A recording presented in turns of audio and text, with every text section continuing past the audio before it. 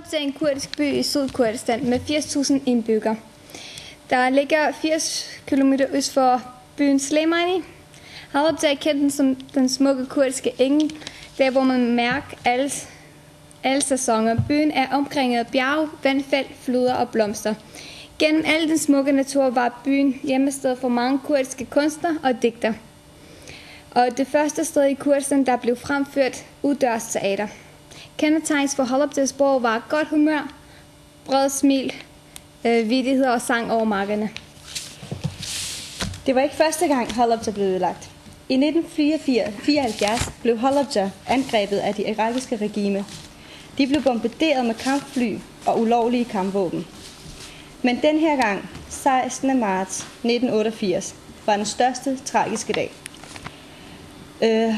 Og det var det for Halabja og hele verdens nation. Regimet var ude på at dræbe så mange som muligt.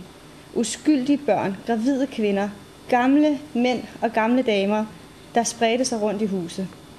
Mange tusinde levende væsener som dyr blev dræbt, og naturen i området blev uren for evigt.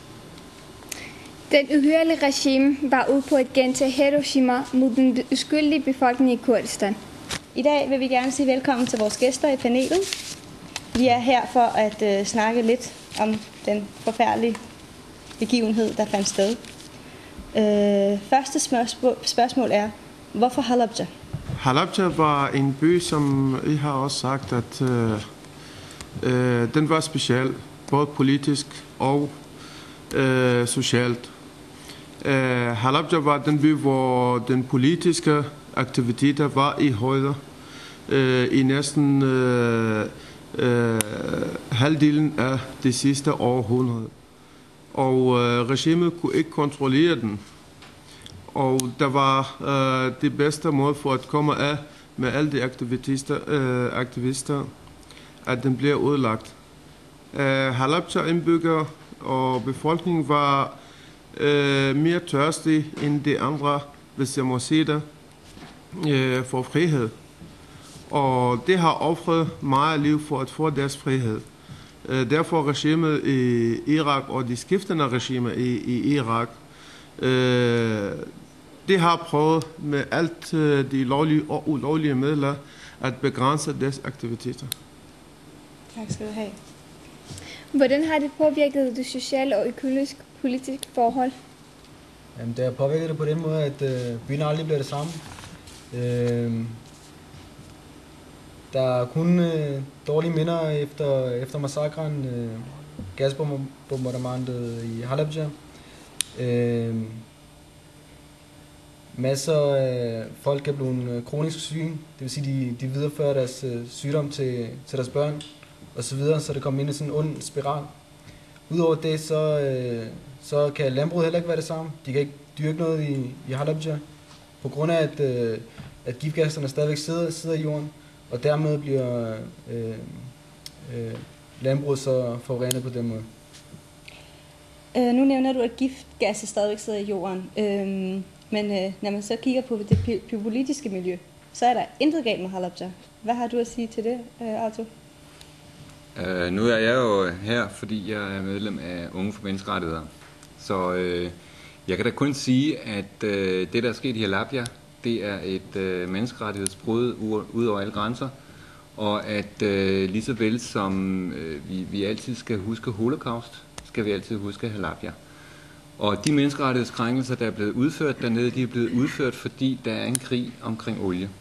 Og det tror jeg efterhånden, vi alle sammen er enige om. At når vi ser krige rundt omkring i verden, så er det altid ikke nødvendigvis på grund af olie, men det er på grund af mennesker, der har lyst til at styre og kontrollere nogle områder. Og det ses jo meget, meget, meget tydeligt, at Saddam Hussein gerne vil styre hele det område dernede. Og at der så senere hen bliver han så fjernet. Og det var der jo god grund til, at han bliver fjernet. Men det er meget, meget vigtigt, at vi ikke glemmer, at et menneske kan være så ondt, og også op i nyere tid. Og at vi hævder vores menneskerettigheder til at have lov til at have livet. al krig er imod menneskerettigheder i sagens natur. Så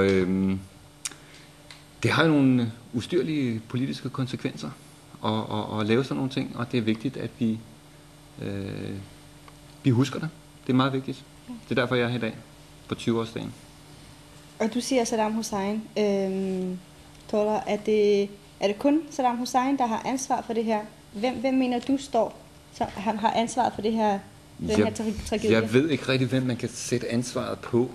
Hvem har ansvaret på, at en voldsforbryder voldtager en kvinde ude på gaden? Altså, det har personen jo selv. Når vi ser mennesker gøre den her slags ting internationalt, så bør vi alle sammen holde meget vågent øje med det. Og der gik alt for lang tid internationalt, før at det her det blev stoppet. Så det er svært at sætte ansvar på, synes jeg. Ja. Hvad siger de unge? Hvad vil du sige? Hvem står for det her ansvar? Ja, selvfølgelig. Den, som begår handlingen, er jo Saddam Hussein og hans fætter, som bliver kaldt kemikalier. Selvfølgelig den, der gør handlingen, er også skyld i det. Men hvem har gjort, at det her kunne være muligt? Det er jo dem, der har solgt de her giftgasvåben til Saddam Hussein og Baath-regimet. Og deriblandt er der jo mange europæiske lande. Der er Vesttyskland dengang, der er Holland, der er Storbritannien, der er USA. Og de her har også en del skyld i det. Efter Halabja blev bombet, så har amerikanerne, CIA, forsøgt at give iranerne skylden for den her bombning og beskytte Saddam Hussein, for at omverdenen ikke skulle omtale ham som den morderiske, men i stedet for at give iranerne skylden, da det var deres fælles fjende dengang. Så jeg synes bestemt, at der er andre at give skylden til os. Så der er flere at give det her ansvar. Der er Saddam, der er hans fætter Ali, og så er der de vestlige lande, som har hjulpet til det her, og har dækket af og forsøgt at give skylden til nogle andre. Og det er også selvfølgelig kommet frem gennem tiden med andre dokumenter, at det har været ham. Og der er flere dokumenter, der også beviser samtaler med ham og hans fætter. Hvis jeg lige må følge op på svaret. Ja, det kan du godt. Ja, så udover det, som Torland sagde, så havde nogle regeringerne ikke travlt med at få Saddam Hussein henrettet.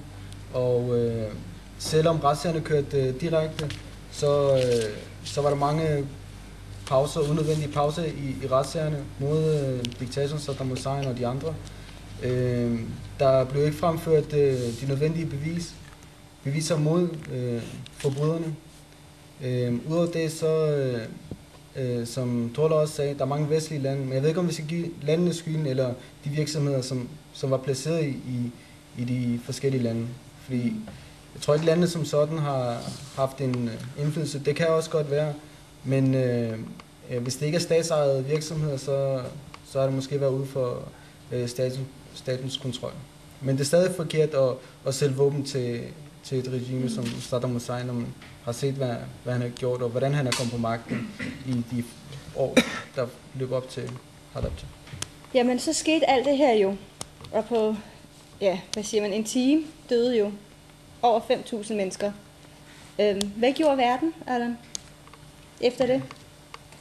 Ja, efter det skete i Halabja, jeg synes, verden, det var ikke så meget optimisme med det, der er sket. Og så, selvom medierne, de har snakket om det meget lidt, men det var ikke sådan støt til Halabja. Det var det ikke nok.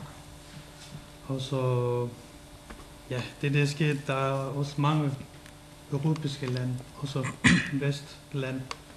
Det var med, og det er som det har snakket om, at de har givet våben, de har sælget våben til irakiske regime. Men som jeg giver skylden til hele verden, hvis man kan sige. Ja. Og så medierne, det var heller ikke sådan. Det har ikke taget ansvar rigtigt. Nej, det er jeg med på. Det. Hvad siger du det? Ja, når vi kommer til den